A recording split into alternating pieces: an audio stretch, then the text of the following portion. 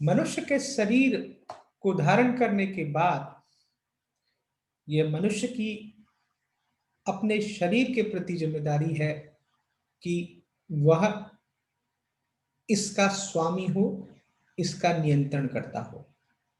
यहाँ शरीर से हमारा पर्याय मन, चित्त और इस नश्वर शरीर में उपलब्ध जीवात्मा के द्वारा इस शरीर के नियंत्रण की बात है।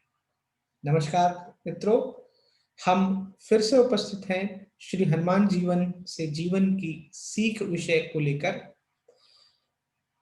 इस विषय पर हम जो श्रृंखला चर्चा करते आए हैं, आज उस श्रृंखला चर्चा में श्री हनुमान जी के जीवन का एक विशेष गुण, जिसमें उनके द्वारा अपने शरीर यानी अपने आप पर नियंत्रण, जिसे हम अंग्रेजी में सेल्फ मैनेजमेंट कहते हैं, आत्म नियंत्रण या आत्म प्रबंधन स्वयं में एक बहुत महत्वपूर्ण गुण है। आज के जीवन की या मानवीय जीवन की सफलता इस महत्वपूर्ण गुण पर भी आधारित होती है कि आपका अपने ऊपर नियंत्रण क्या है। निश्चित तौर पर जो कुछ आपको नियंत्रित करता है वह आपका मन है, वह आपका चित्त है, और वह आपका जीवात्मा रूपी मैं का तत्व नहीं, अहम का तत्व नहीं, ईश्वर का तत्व है। अगर वह आपको सकारात्मक तरीके से नियंत्रित करता है तो निश्चित तौर पर जीवन में आप एक ऐसे मार्ग पर चलते हैं जिसे हम स्वयं प्रबंधित या सेल्फ मोटिवेटेड और सेल्फ मैनेज इंडिविजुअल कहते हैं। जीवन में इस बात की बहुत प्राथमिकता या महत्वता होती है कि हम स्वयं से कितने नियंत्रित हैं। हमें नियंत्रित करने के लिए माँ बाप की, संस्थान के अधिकारी की, या किसी अग्रज की, या किसी दंड के विधान की आवश्यकता होती है।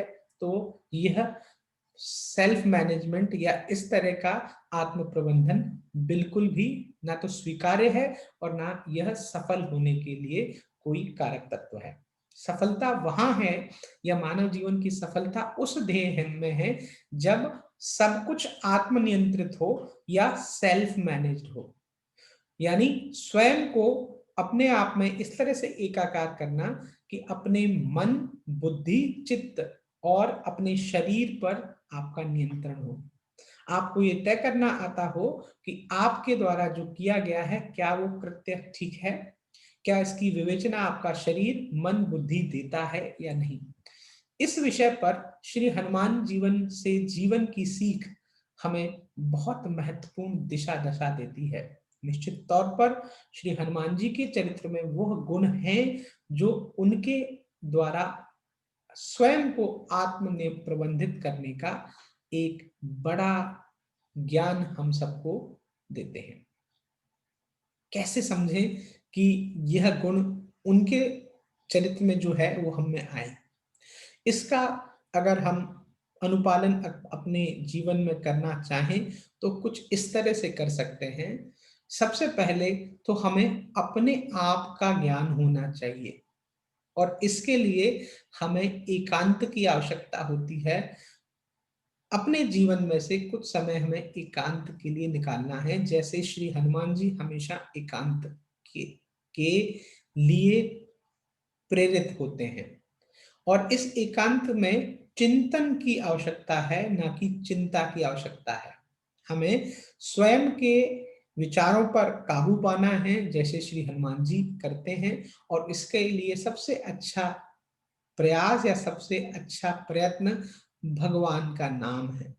अगर हम ईश्वर के नाम में रत हैं तो निश्चित तौर पर हमारे विचार सुदृढ़ होंगे, सुव्यवस्थित होंगे, और सुविचारों के द्वारा हम अपने आप को नियंत्रण में रखने का प्रयास कर पाएंगे। इसके अलावा हमें स्वयं के एक्शंस या कर्म पर भी विचार करना है। कोई भी कर्म करने से पहले विचार करिए क्या ये उचित है। जैसे श्री हनुमान जी इस विचार को सतत रहकर करते हैं। जब वो राम नाम का चिंतन करते हैं तो उनके द्वारा अपने कर्म में रत होने का प्रयास किया जाता है, उस कर्म में नकारात्मकता की अनुभूति नहीं होती। निश्चित तौर पर इस गुण को धारण करना हम में से अनेक व्यक्तियों के लिए बहुत दुष्कर है। हम बिल्कुल नहीं कहना चाहते कि श्री हनुमान जी के जीवन के समकक्ष हम स्वयं के नियंत्रण को की कला को विकसित कर सकते हैं, यह शायद संभव भी नहीं है। लेकिन प्रयत्न के द्वारा, अपने इंद्रियों पर संयम के द्वारा, अपने कॉन्शियस को या अपने अंतरंगता में उतरकर हम स्वयं के बारे में बहुत अच्छा चिंतन भी कर सकते हैं और स्वयं को, जीवन को, उसके दिग्दर्शन को बहुत हद तक नियंत्रित कर सकते हैं।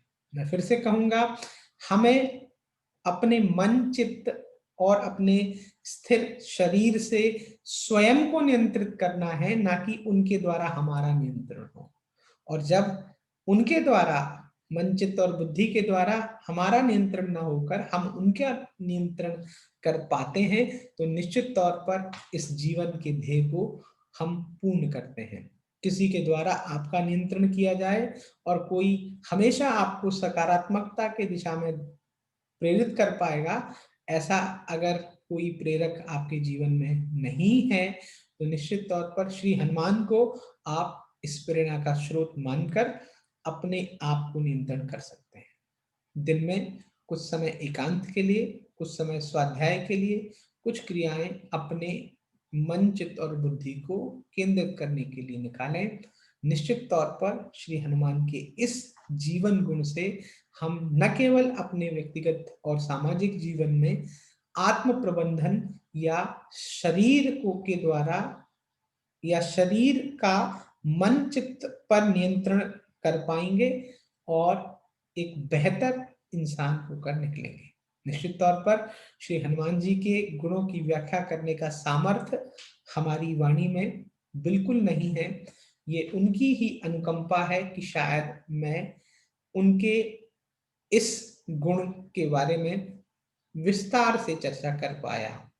निश्चित तौर पर हमारे द्वारा इस चर्चा में कुछ त्रुटियां रह गई होंगी, उन्हें आप सब उदारता से क्षमा करेंगे और श्री हनुमान जी की कृपा हम पर यूं ही बनी रहेगी और हम इस तरह के जीवन प्रबंधन के नवीन सूत्र उनके चरित्र से गढ़ते रचते रहेंगे।